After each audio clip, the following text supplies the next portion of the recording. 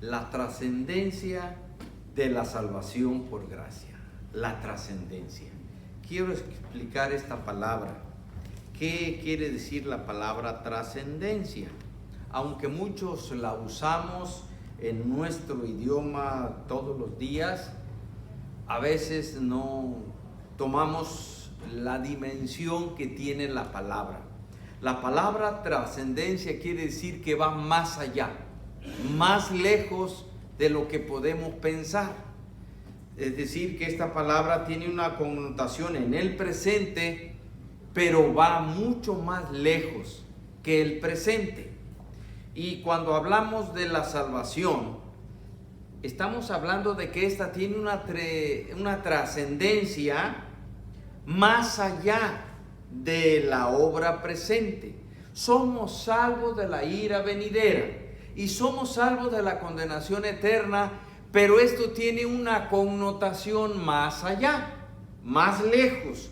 Y yo quisiera hablar de esta ocasión con el propósito de enseñar a la iglesia, o sea, a ustedes, que Jesucristo ha hecho una obra especial en nuestras vidas. ¿Cómo es que el cristiano llegó a ser salvo?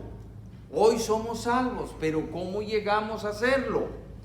Con el propósito de que el cristiano valore la obra del Padre Eterno que planeó nuestra salvación. A veces no valoramos la salvación. La salvación es una cosa grande y maravillosa.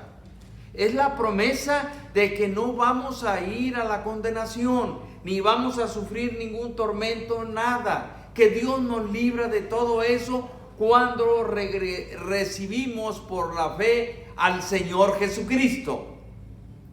Solo por eso.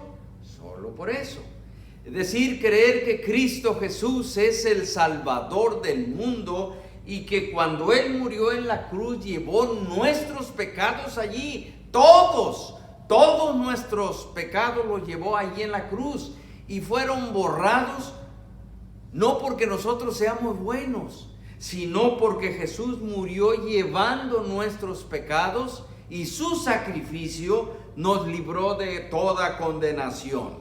Y quiero ilustrarlo de esta manera. Puse allí en la pantalla un gráfico. Esa ruedita azul, estoy diciendo con eso que ese es el mundo. Es como el mundo, pero toda la historia del mundo, desde el Génesis, vamos a decir que el comienzo de la rueda azul es el Génesis, cuando comenzó Dios a hacer el mundo. Y al final de la rueda azul es el fin del mundo. Pero ven una línea que atraviesa eso y que dice eternidad. O sea, antes del mundo estábamos hablando de la eternidad, donde no hay tiempo. Y después del mundo pasamos a la eternidad también.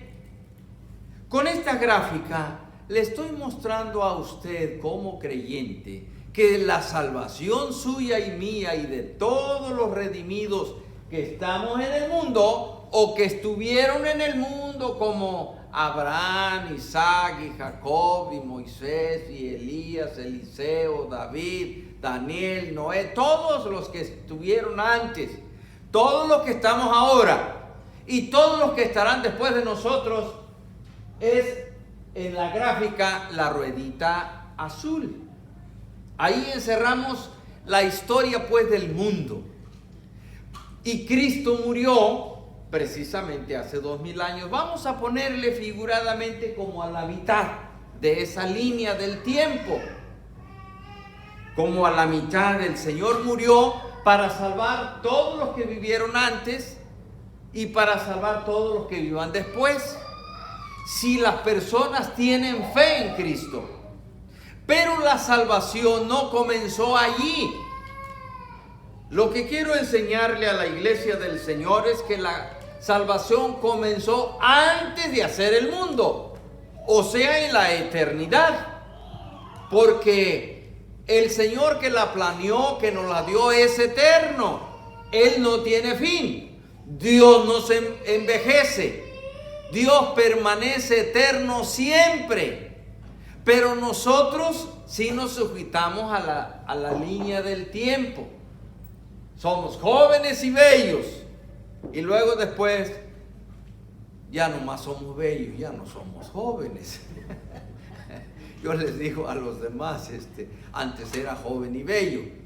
Ahora ya se me quitó lo de joven, pues ya nomás me quedó lo de bello, ¿verdad? Bueno, hermanos, pero un día nos morimos, ¿no? Nos morimos y vamos con el Señor. Bueno, vamos ahora a explicar este asunto. ¿Por qué antes de hacer el mundo, Dios, el Dios eterno, planeó nuestra salvación? Por eso la salvación es grande. Y quien la rechace no sabe lo que está rechazando. Quien diga que no quiere la salvación en Cristo, que es la única forma de ser salvo, está rechazando la única salida para ser salvo y se estará enfrentando, ni quiero decirlo, pero algo muy feo, muy malo en la eternidad. El pasaje que hemos leído es Efesios 2, del 1 al 10. Y en este pasaje nos dice que Dios es rico en misericordia. Y vamos a estar estudiando la palabra nos. En griego esta palabra es ego. Ego, de donde viene la palabra que nosotros usamos, ego. Esa persona tiene un alto ego. No, pues tu ego. Pues en griego es esa palabra, nos. Como el ego de todos, el nosotros. Y vamos a ver, nos vamos a concentrar en esa palabra entonces.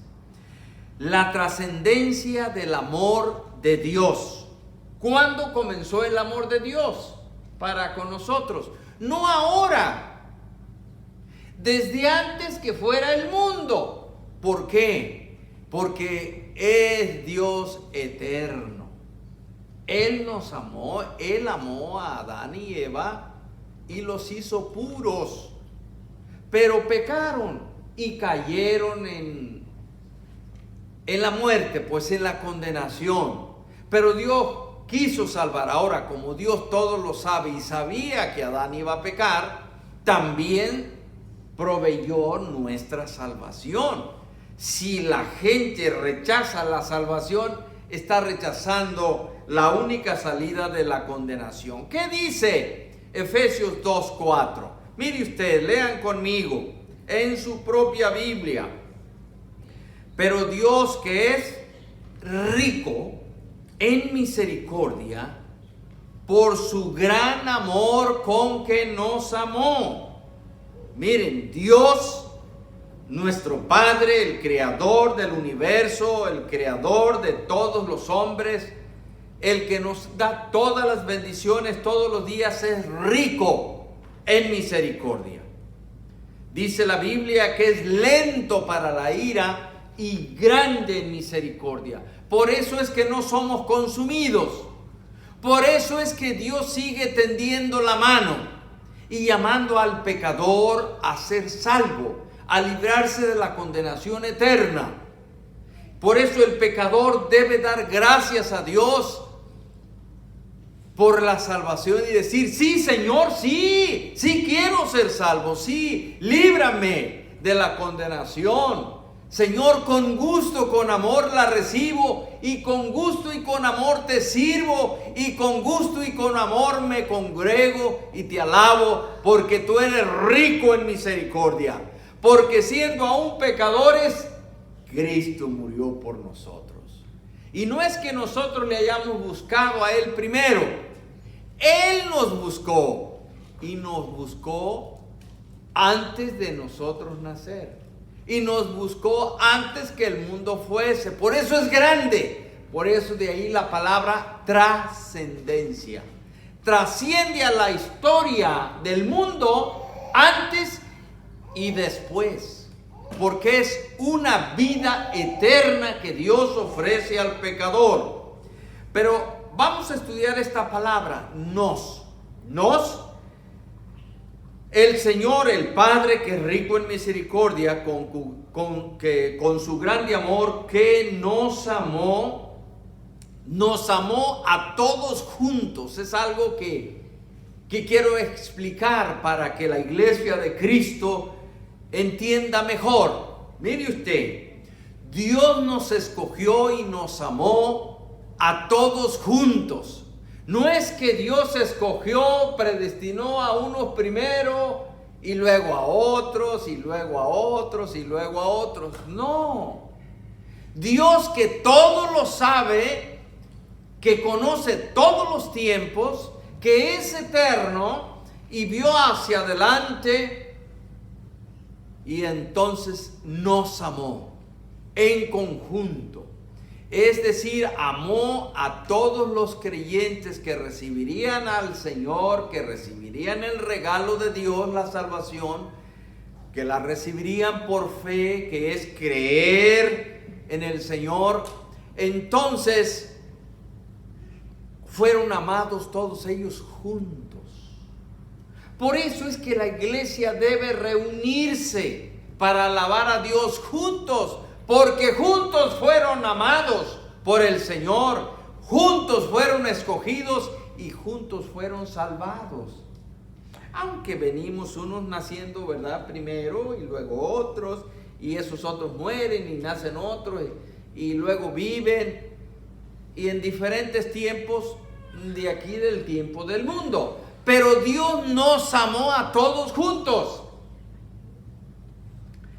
Dice Romanos 5:8, mas Dios muestra su amor para con nosotros, en que siendo aún pecadores, siéndolo, Cristo murió por nosotros. Hermanos, esto contrasta con la naturaleza humana. Dios dio a su Hijo por el pecador antes que ese pecador fuera un buen hombre, una buena persona. No hay buenas personas delante de Dios. Todos somos pecadores. Mire usted, Dios muestra su amor para con nosotros. Aunque estando pecadores, Cristo murió por nosotros. Nos amó primero y se entregó por nosotros. En eso consiste que Dios es grande y rico en misericordia. Por eso nosotros debemos responder con fe. Decir, sí, Señor, sí te amo, sí te recibo, sí te quiero en mi vida.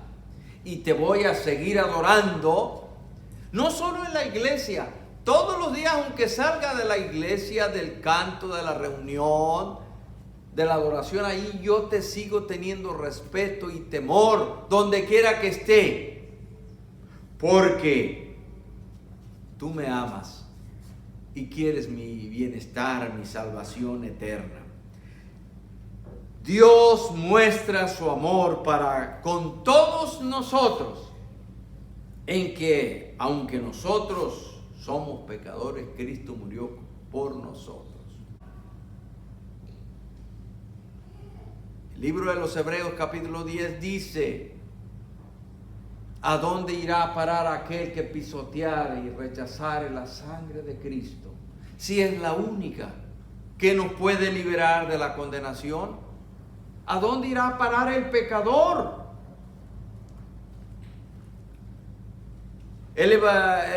La primera carta de Juan 4, 7 al 10 dice, amados, amémonos unos a otros, porque el amor de Dios,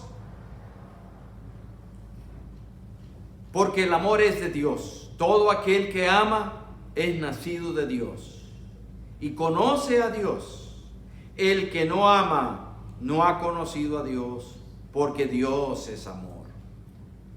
En esto se mostró el amor para con nosotros, en que Dios envió a su Hijo unigénito al mundo, para que vivamos por Él. En esto consiste el amor, no en que nosotros hayamos amado a Dios, sino que Él nos amó a nosotros y envió a su Hijo en propiciación por nuestros pecados. Esa palabra propiciación para aquella persona que tiene fe en el sacrificio de Cristo es muy importante. Así es que le invitamos a mantener esta fe en Cristo, porque nadie puede salvarse por sí mismo haciendo buenas obras. Nadie. No hay persona. En Isaías dice que las buenas obras que pueda hacer la persona, las mejores buenas obras que puede hacer, son trapos de inmundicia delante de Dios. Entonces, por ese camino no podremos lograr nada. Pero bueno, volviendo a Efesios 2:4 dice: pero Dios, que es rico en misericordia, con su grande amor, nos amó. En conjunto a todos nos amó. Pero esos todos que deberían poner todo su amor también en Cristo y en Dios, unos quieren recibir al Señor y otros no. Pero Dios nos amó a todos. A usted el Señor le ama también. ¿En qué consiste entonces la trascendencia del amor? Mateo 25:34. Lea usted conmigo.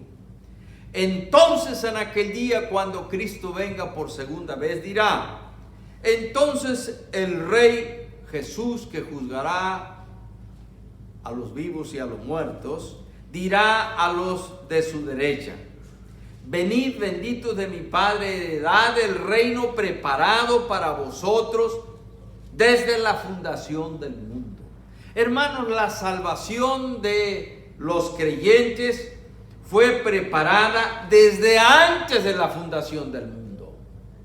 En eso consiste la trascendencia. ¿Están entendiendo por qué uso esa palabra? Hay palabras que son claves y que no pueden usarse otras para explicar mejor la idea. Dios te amó y te salvó en Cristo, te amó en conjunto junto con todos. Tú no deberías estar fuera de la iglesia de Cristo, porque Dios ama a su iglesia. Y en ese conjunto de cuerpo de creyentes estamos todos los salvos, todos los redimidos. Heredad del reino preparado para ustedes, los benditos de mi Padre, vosotros que tienen una heredad desde la fundación del mundo.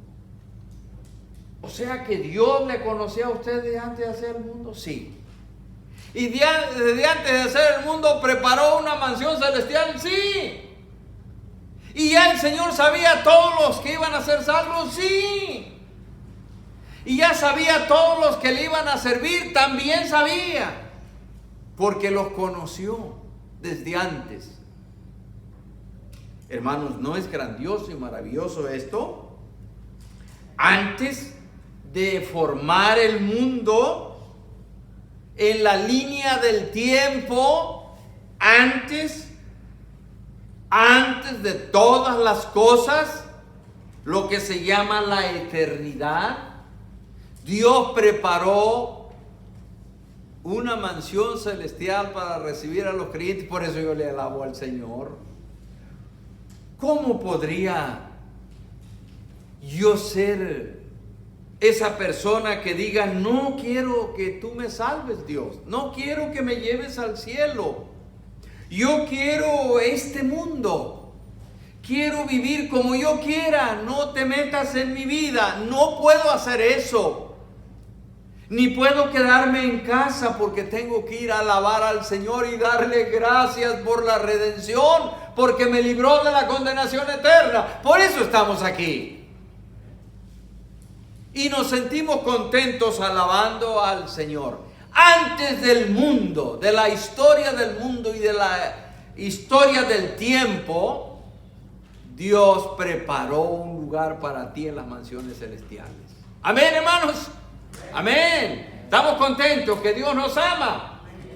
Tanto que nos ama que preparó un lugar. El que se va a casar también debe preparar un lugar a donde va a recibir a su compañera, ¿no? También, igual, para darle lo mejor que puede a su familia, a sus hijos, preparar un lugar. Dios preparó, porque nos ama, porque nos quiere, porque no quiere que usted sufra la condenación eterna. Así es que gócese en su salvación, en que es librado de la condenación eterna, la trascendencia de la vida eterna. Efesios 2:5, 2:4 vimos, ahora 2:5. Aún estando nosotros muertos en pecado, otra vez la palabra ejo en griego, aún estando nosotros muertos en pecado, nos dio vida, juntamente por Cristo, por gracia sois salvos, dice la Santa Escritura, que no tiene error alguno, escrita por inspiración del Espíritu Santo. Todas las Escrituras son completamente confiables, sin error. Estando nosotros muertos, porque descendimos de Adán pecador y fuimos entonces heredando el pecado, estando muertos, nos dio vida. Esa nueva vida que le da Dios al creyente, nos la dio juntamente con Cristo. He ahí la importancia de la resurrección del Salvador. El hecho de que Jesús resucitó nos dice todo y nos dice mucho. Pablo dice: si Cristo no resucitó, vana es nuestra predicación. Y no es vana nuestra predicación, porque en la resurrección de Cristo usted también resucitó. Qué maravilloso mensaje y qué profundo es. En la muerte de Cristo, Él llevó nuestros pecados. En la sepultura de Cristo fuimos sepultados con Él también, nuestra vieja naturaleza pecaminosa. Pero en la resurrección de Cristo, usted también resucitó a nueva vida. Nos dio vida junto con Cristo. Es decir, el Señor le da vida a su iglesia. A toda la iglesia le da vida en Cristo. Y usted está dentro de la iglesia. Usted es parte de la iglesia. Usted no puede decir, aunque a veces diga, a veces dice, pero está equivocado: ay no, yo no soy la iglesia. Ay no, los hermanos de la iglesia. Empieza a criticar a los hermanos de la iglesia. Pero tú, ¿dónde estás? ¿Tú no eres iglesia? Pues también, pues entonces tú mismo te estás contradiciendo a ti mismo. Todos somos el cuerpo de Cristo, los creyentes. Si eres creyente, sí. Si no eres creyente, entonces tienes razón. Tienes razón en criticar y hablar y echarle duro a la iglesia. Échale, porque finalmente tú no eres parte de la iglesia. Pero el creyente, el redimido, aún estando muertos en pecados, nos dio vida juntamente con Cristo. Con Él, en su resurrección, tú resucitaste y eres parte de la iglesia. Ay no, yo no voy a la iglesia. Yo voy cuando yo quiero. O sea, yo me separo del conjunto de todos los demás. ¿Por qué razón? Bueno, unos dirán porque todos son pecadores. Y yo no soy tanto, yo estoy aparte. A mí se me cocina aparte y se me sirve aparte. No, hermana, no, hermano. Usted es parte del cuerpo de Cristo. Solo que a veces nos equivocamos porque tenemos ideas equivocadas. Por eso el sermón tiene que ser pedagógico, enseñar también cómo debemos creer. No solo creer, sino cómo lo debemos de hacer y cómo nos debemos de expresar correctamente. Correctamente somos el cuerpo de Cristo y usted resucitó con Cristo en su resurrección. Miren, para decirlo de otra manera, Abraham, Isaac, Jacob, Elías, Eliseo, Moisés, Daniel y todos los antepasados, todos los apóstoles y todos los que nacieron después de los apóstoles, hasta los que van naciendo de nuevo en estos días, todos resucitamos en una sola resurrección de Cristo. ¿Comprende la grandeza de esto? Y eso se llama trascendencia. O sea, va más allá de lo que nosotros miramos aquí. La grandeza y la trascendencia de la resurrección de Cristo es que usted estaba también resucitando ahí con el Señor. ¿Por qué? Porque es parte del cuerpo de Cristo y va a vivir con Cristo en el cielo por la eternidad. ¿Habrá alguno que no quiera ir al cielo? Tendrá razón de criticar al cuerpo de Cristo. Pero yo entiendo que ustedes son creyentes y todos queremos ir a la gloria. ¿No es así? A ver, hermano, levante la mano. ¿Quiere ir con el Señor? Sí, amén. Entonces vamos a gozarnos en el mensaje del Señor, en su santa palabra. Y vamos a ir aprendiendo correctamente a vernos. A ver, ¿cuántos se miran hacia adelante ahí? Así vamos a estar, hermanos. Al ratito más vamos a estar en una caja. Eso es para ilustrar que estamos muertos. Estamos muertos en vida. Ya no morimos con Cristo, pero ya resucitamos con Cristo.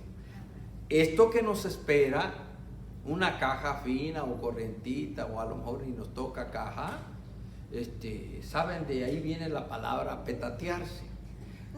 Dicen, ya se petateó. Fulano ya se petateó. ¿Saben de dónde viene la palabra petatearse? Bueno, de allá de los antiguos mexicanos. Como antes no todos tenían para caja, hacían un petate, los envolvían allí, los amarraban bien liados, atados al petate, y esa era la caja. El petate, no había dinero para alcanzar caja. En un petate, de ahí queda la palabra, ya se petateó. Es decir, ya llegó al petate, pues. Fíjense cómo vienen las palabras. A lo mejor nosotros no nos toca ni caja. A lo mejor nos toca un petate. Bueno, está bien.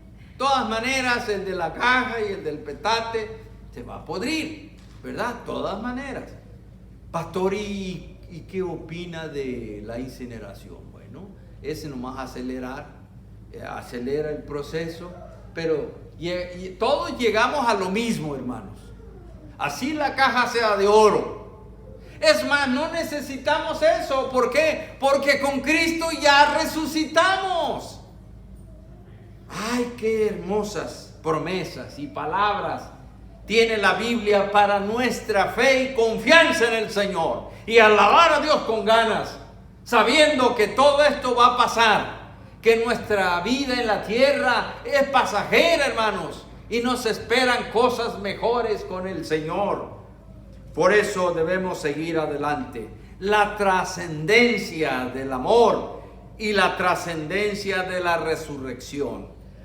4, Efesios 2:4, Efesios 2:5 y ahora Efesios 2:6. Y la palabra nos. Acuérdense de esa palabra que venimos hilando en nuestro tema. Y juntamente con él nos resucitó. Y asimismo nos hizo sentar en los lugares celestiales con Cristo. Qué maravilloso es este pasaje de la Biblia. Hermanos, ya hemos estado explicando el asunto de que nos resucitó, y usa también la palabra nos. Es decir, en conjunto con Cristo nos salvó, nos redimió y nos resucitó. Ahora, quiero explicar esta segunda. Y asimismo nos hizo sentar en los lugares celestiales con Cristo. La palabra nos hizo es un verbo pasado. Explico lo que es el verbo. El verbo habla, por ejemplo, yo hago, tú haces, él hizo es pasado, yo hago es presente, yo haré es futuro. Aquí este verbo es pasado. Dios nos amó antes que el mundo fuese y preparó mansiones celestiales antes que el mundo fuese. Ok. Nos resucitó, también es verbo pasado. Asimismo nos hizo sentar, también es verbo pasado. Nos hizo sentar en los lugares celestiales con Cristo. Cristo resucitó y se sentó a la diestra de Dios, ¿correcto? Eso dice la Biblia en muchos pasajes. Resucitó y ahora está sentado a la diestra de Dios. Bueno, con la resurrección de Cristo también resucitó usted. Y Dios le hizo sentar a usted con Cristo ya. Pero usted dirá, pero ¿cómo si yo estoy vivo aquí en la tierra? Bueno, porque usted está sujeto a la ley del tiempo. Pero Dios es eterno. Para Él es un eterno presente, el pasado, el presente y el futuro. Todo se junta en uno. Es un eterno presente. Por eso Dios no se envejece. Todo lo puede, todo lo sabe. Es completamente eterno. Entonces nos hizo sentar. Tanto nos ama que ya nos hizo sentar en los lugares celestiales. Es decir, para Dios ya estamos en la gloria, pues.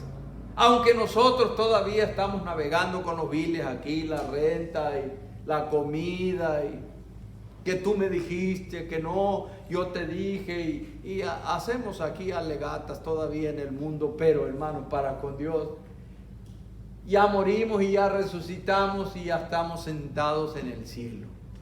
Por eso nos gozamos, hermanos, en lo que viene, que es mejor, en lo que ya tenemos. Ya tenemos la bendición de vivir, sí. De conocer al Señor, sí. Pero viene lo mejor. Viene la patria celestial. Si el Señor te hizo sentar en los lugares celestiales, debes amar la vida eterna que te espera.